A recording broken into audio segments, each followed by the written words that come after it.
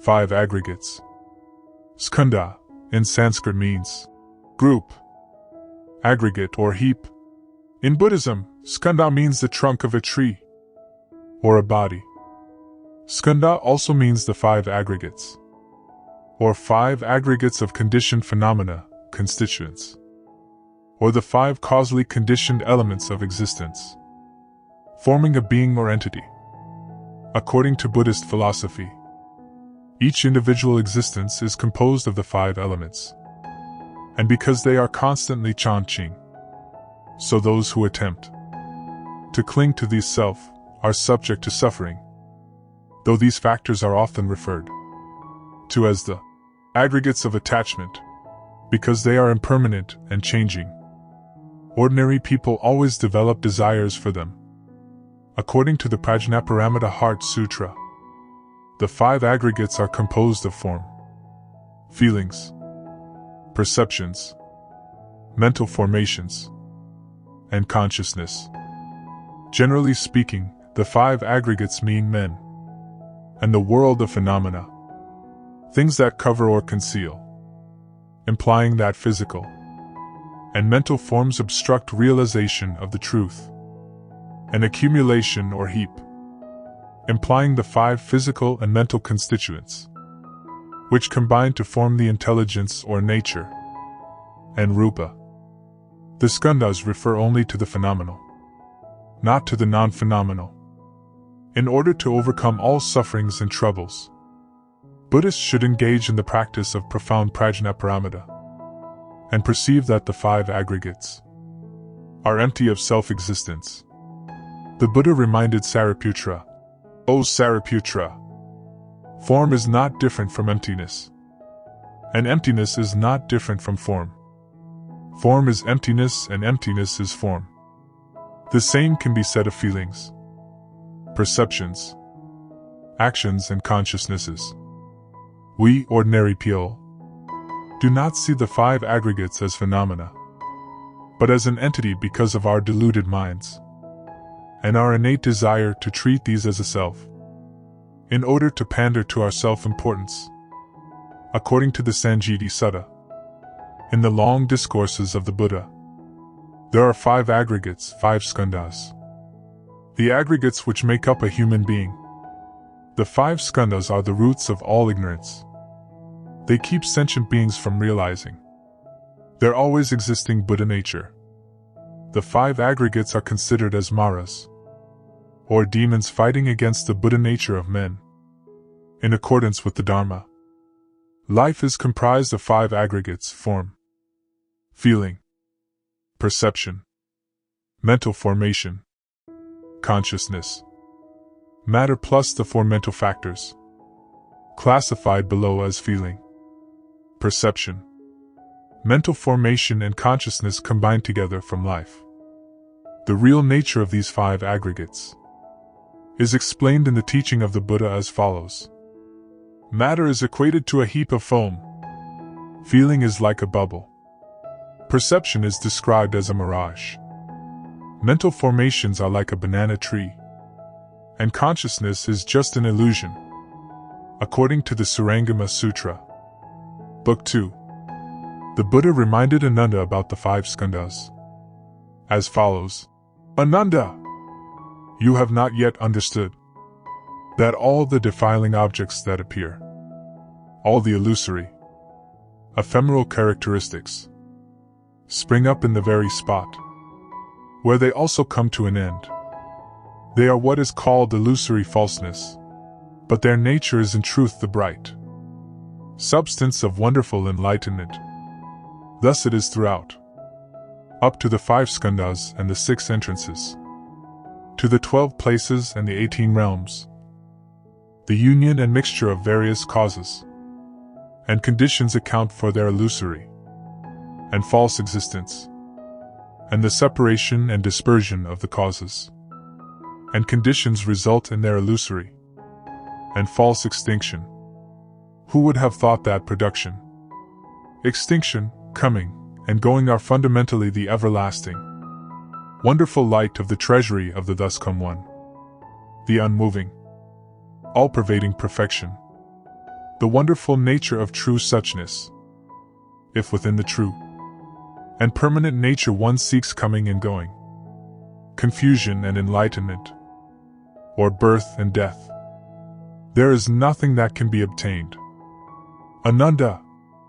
Why do I say that the 5 skandhas are basically the wonderful nature of true suchness, the treasury of the thus come one? The Buddha taught in the Satipatthana Sutra, if you have patience and the will to see things as they truly are, if you would turn inwards to the recesses of your own minds and note with just bare attention, sati, not objectively without projecting an ego into the process, then cultivate this practice for a sufficient length of time. Then you will see these 5 aggregates, not as an entity but as a series of physical and mental processes. Then you will not mistake the superficial for the real. You will then see that these aggregates arise and disappear in rapid succession, never being the same for 2 consecutive moments, never static but always in a state of flux, never being but always becoming. And the Buddha continued to teach in the Lankavatara Sutra, the Tathathagata is neither different nor not different from the skandhas. Skandhebhyo Nanyonanayas Tathagata. The first aggregate is the form skandha. The form skandha, or the aggregate of matter, 4 elements of our own body, and other material objects such as solidity, fluidity, heat and motion comprise matter. The aggregate of form includes the 5 physical sense organs and the corresponding physical objects of the sense organs, the eyes and visible objects, the ears and sound, the nose and smell, the tongue and taste, the skin and tangible objects. There are several different categories of rupa. Inner rupa is the organs of sense: eye, ear, nose, tongue, body. Outer rupa is the objects of sense: color, sound, smell, taste, touch. Visible objects: white, blue, yellow, red. Invisible objects: sound, smell, taste, touch. Invisible, immaterial, or abstract objects. Form is used more in the sense of substance, or something occupying space, which will resist replacement by another form. So it has extension. It is limited and conditioned. It comes into existence when conditions are matured, as Buddhists would say, and staying as long as they continue, pass away. Form is impermanent, dependent, illusory, relative, antithetical, and distinctive. Things with shape and features are forms. Forms include all colors which can dim our eyes. Ordinarily speaking, we are confused with forms when we see them, hear sounds and be confused by them, smell scents and be confused by them, taste flavors and be confused by them, or feel sensations and be confused by them. In the Classic of the Way and its Virtue, it is said, the 5 colors blind the eyes, the 5 musical notes deafen the ears, and the 5 flavors dull the palate. Therefore, in the Heart Sutra, the Buddha taught, if we can empty out the aggregate of form, then we can realize a state of there being no mind inside, no body outside, and no things beyond. If we can follow what the Buddha taught, we are no longer attached to forms. We are totally liberated. According to the Suragama Sutra, the Buddha taught, Ananda. Consider this example. When a person who has pure clear eyes look at clear, bright emptiness, he sees nothing but clear emptiness, and he is quite certain that nothing exists within it. If for no apparent reason, the person does not move his eyes, the staring will cause fatigue, and then of his own accord, he will see strange flowers in space, and other unreal appearances that are wild and disordered. You should know that it is the same with the skandha of form. Ananda. The strange flowers come neither from emptiness, nor from the eyes. The reason for this, Ananda, is that if the flowers were to come from emptiness, they would return to emptiness. If there is a coming out and going in, the space would not be empty. If emptiness were not empty, then it could not contain the appearance of the Ari cell, an extinction of the flowers. Just as Ananda's body cannot contain another Ananda. If the flowers were to come from the eyes, they would return to the eyes. If the nature of the flowers were to come from the eyes, it would be endowed with the faculty of seeing. If it could see, then when it left the eyes it would become flowers in space. And when it returned it should see the eyes. If it did not see, then when it left the eyes it would obscure emptiness. And when it returned, it would obscure the eyes. Moreover, when you see the flowers, your eyes should not be obscured. So why it is that the eyes are said to be pure and bright when they see clear emptiness? Therefore, you should know that the skanda of form is empty and false, because it neither depends on causes and conditions for existence nor is spontaneous in nature. The skanda of form relates to the physical body, while the remaining four concern the mind. The skanda of rupa, or that which has form.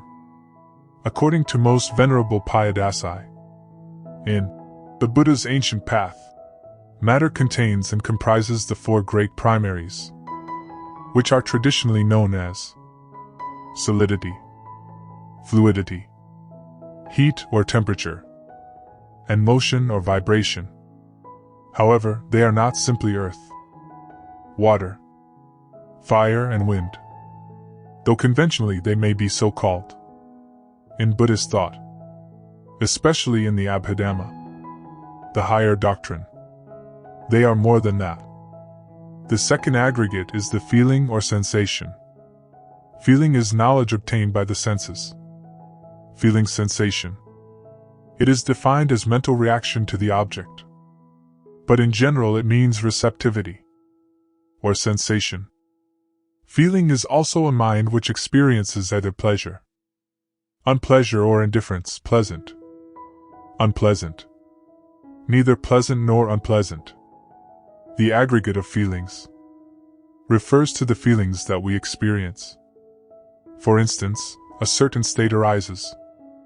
We accept it without thinking about it, and we feel comfortable or uncomfortable when we eat some delicious food, and its flavor makes us feel quite pleasant. This is what we mean by feelings. If we wear a fine suit and it makes us feel quite attractive, this is also what we mean by feelings. If we live in a nice house that we feel like it, this is a feeling. If we drive a nice car that we love to have, this also a feeling. All experiences that our body accepts and enjoys are considered to be the aggregate of feelings. When we meet attractive objects, we develop pleasurable feelings, an attachment which create karma for us, to be reborn in samsara. In the contrary, when we meet undesirable objects, we develop painful or unpleasurable feelings, which also create karma for us, to be reborn in samsara. When we meet objects that are either attractive nor unattractive, we develop indifferent feelings, which develop ignorant self-grasping, also create karma for us, to be reborn in samsara. All actions performed by our body, speech, and mind are felt and experienced. Buddhism calls this feeling, and the Buddha confirmed in the 12 Nidanas that feeling creates karma, either positive or negative, which causes rebirths in samsara. Ananda, consider the example of a person whose hands and feet are relaxed and at ease, and whose entire body is in balance and harmony. He is unaware of his life processes, because there is nothing agreeable or disagreeable in his nature. However, for some unknown reason, The person rubs his two hands together in emptiness, and sensations of roughness, smoothness, cold, and warmth seem to arise from nowhere between his palms. You should know that it is the same with the skandha of feeling. Ananda. All this illusory contact does not come from emptiness, nor does it come from the hand. The reason for this, Ananda, is that if it came from emptiness, then since it could make contact with the palms, why wouldn't it make contact with the body? It should not be that emptiness chooses what it comes in contact with. If it came from the palms, it could be readily felt without waiting for the two palms to be joined. What is more, if it were to come from the palms, then the palms would know when they were joined. When they separated, the contact would return into the arms, the wrists, the bones, and the marrow. And you also should be aware of the course of its entry. It should also be perceived by the mind, because it would behave like something coming in and going out of the body. In that case, what need would there be to put the two palms together to experience what is called contact? Therefore, you should know that the skandha of feeling is empty and false, because it neither depends on causes and conditions for existence nor is spontaneous in nature. According to most Venerable Payadasi, in the Buddha's ancient path, all our feelings are included in the group of aggregate of feeling. Feelings are threefold: pleasant, unpleasant, and neutral. They arise dependent on contact: seeing a form, hearing a sound, smelling an odor, tasting a flavor, touching some tangible thing, cognizing a mental object, either an idea or a thought. Man experiences feeling when, for instance, form and I-consciousness, Kakhavanana, come together. It is their coincidence that is called contact. Contact means the combination of the organ of sense, the object of sense, and sense of consciousness. When these are all present together, there is no power or force that can prevent the arising of feeling. Practitioners of mindfulness should always contemplate various kinds of feelings such as pleasant, unpleasant, and neutral feelings, to understand thoroughly how these feelings arise, develop after their arising, and pass away. To contemplate that feelings only arise when there is contact between the senses. To contemplate all of the above, to have a better understanding of feelings, no matter what kinds of feelings, pleasant, unpleasant, or indifference, they all lead to sufferings. The third aggregate is the thought, cognition or perception, or aggregate of perception, activity of recognition or identification, or attaching of a name to an object of experience. Perceptions include form, sound, smell, taste, bodily impression or touch, and mental objects. The aggregate of thoughts refers to our thinking processes. When our five sense organs perceive the five sense objects, a variety of idle thoughts arise. Many ideas suddenly come to mind, and are suddenly gone: ideas of forms, ideas of feelings. According to the Surangama Sutra, Ananda, consider the example of a person whose mouth waters at the mention of sour plums, or the soles of whose feet tingle when he thinks about walking along a precipice. You should know that it is the same with the skandha of thinking. Ananda, you should know that the watering of the mouth, caused by the mention of the plums, does not come from the plums, nor does it come from the mouth. The reason for this, Ananda, is that if it were produced from the plums should speak for themselves. Why wait for someone to mention them? If it came from the mouth itself should hear. And what need would there be to wait for the ear? If the ear alone heard, then why doesn't the water come out of the ear? Thinking about walking along a precipice is explained in the same way.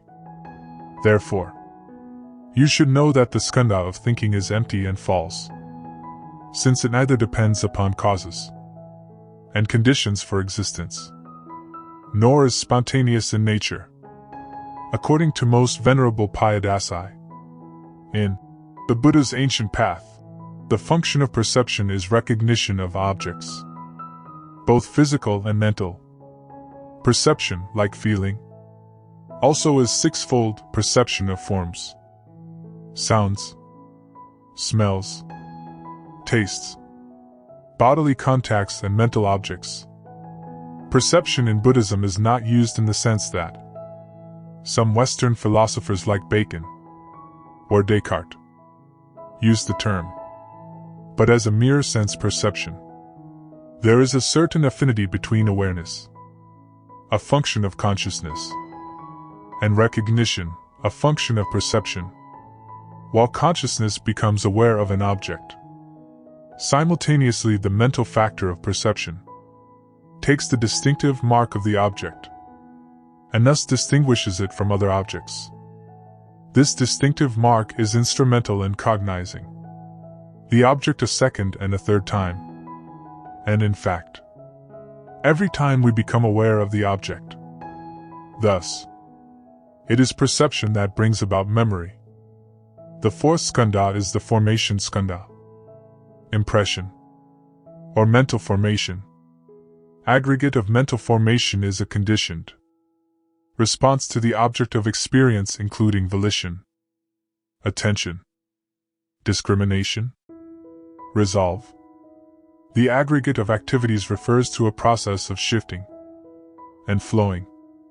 The aggregate of activities leads us to come and go and come without end in a constant, ceaseless, flowing pattern. Our idle thoughts compel us to impulsively do good or do evil, and such thoughts then manifest in our actions and our words. According to the Surangama Sutra, the Buddha taught, Ananda. Consider, for example, a swift rapids whose waves follow upon one another in orderly succession, the ones behind never overtaking the ones in front. You should know that it is the same with the skandha of mental formation. Ananda. Thus the nature of the flow does not arise because of emptiness, nor does it come into existence because of the water. It is not the nature of water, and yet it is not separate from either emptiness or water.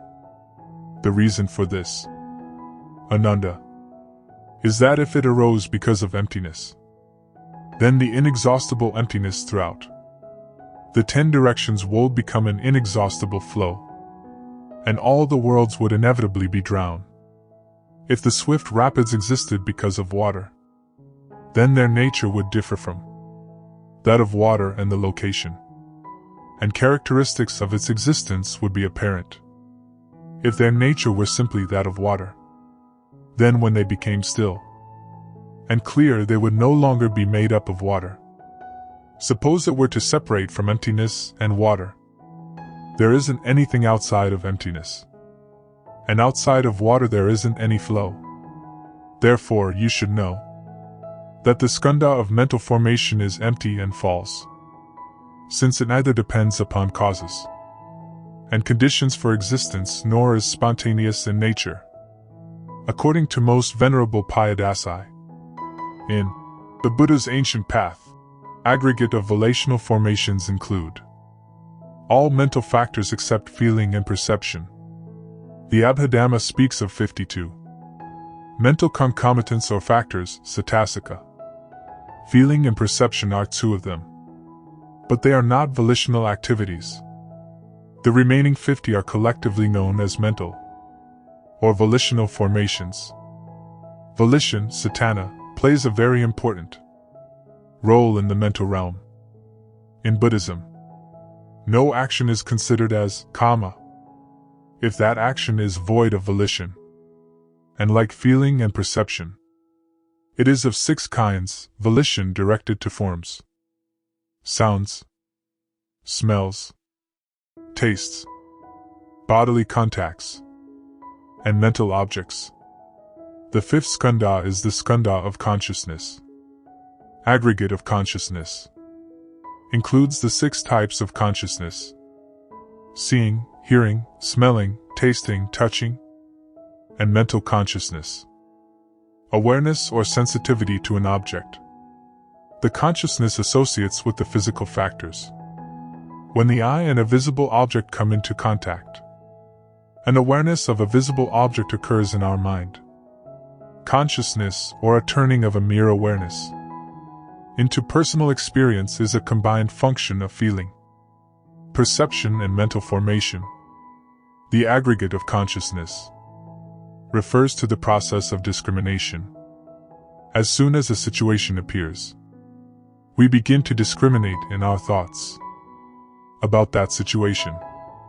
For example, when we see something beautiful, we have thoughts of fondness towards it. And when we hear ugly sounds, we have thoughts of dislike for those sounds. All such discriminations are part of this aggregate. According to the Surangama Sutra, the Buddha taught, Ananda. Consider, for example, a man who picks up a Kalavinka pitcher and stops up its 2 holes. He lifts up the pitcher filled with emptiness and, walking some 1,000-mile way, presents it to another country. You should know that the skandha of consciousness is the same way. Thus, Ananda, the space does not come from one place, nor does it go to another. The reason for this, Ananda, is that if it were to come from another place, then when the stored up emptiness in the pitcher went elsewhere, there would be less emptiness in the place where the pitcher was originally. If it were to enter this region, when the holes were unplugged and the pitcher was turned over, one would see emptiness come out. Therefore, you should know that the skandha of consciousness is empty and false, since it neither depends upon causes and conditions for existence, nor is spontaneous in nature. According to most Venerable Payadasi, in the Buddha's ancient path, aggregate of consciousness is the most important of the aggregates, for it is the receptacle, so to speak, for all the 52 mental concomitants or factors. Since without consciousness no mental factors are available, consciousness and the factors are interrelated, interdependent, and coexistent. Aggregate of consciousness has 6 types, and its function is varied. It has its basis and objects. All our feelings are experienced through the contact of sense faculties with the external world. Although there is this functional relationship between the faculties and their objects. For instance, eye with forms, ear with sounds, and so on. Awareness comes through consciousness. In other words, sense objects cannot be experienced with a particular sensitivity without the appropriate kind of consciousness. Now when eye and form are both present, visual consciousness arises dependent on them. Similarly with ear and sound, and so on, down to mind and mental objects. Again, when the 3 things eye, form, and eye consciousness come together, it is their coincidence that is called contact. From contact comes feeling and so on. Thus, consciousness originates through a stimulus, arising in the 5 sense doors, and the mind door, the 6th. As consciousness arises through the interaction of the sense faculties and the sense objects, it also is conditioned and not independent. It is not a spirit or soul opposed to matter. Thoughts and ideas, which are food for the 6th faculty called mind, are also dependent and conditioned. They depend on the external world, which the other 5 sense faculties experience. The 5 faculties contact objects only in the present. That is when objects come in direct contact with the particular faculty. The mind faculty, however, can experience the sense object, whether it is form, sound, smell, taste, or thought already cognized by the sense organs. For instance, a visible object, with which the eye came in contact in the past, can be visualized by the mind faculty just at this moment, although the object is not before the eye. Similarly with the other sense objects. This is subjective, and it is difficult to experience some of these sensations. This sort of activity of the mind is subtle, and sometimes beyond ordinary comprehension.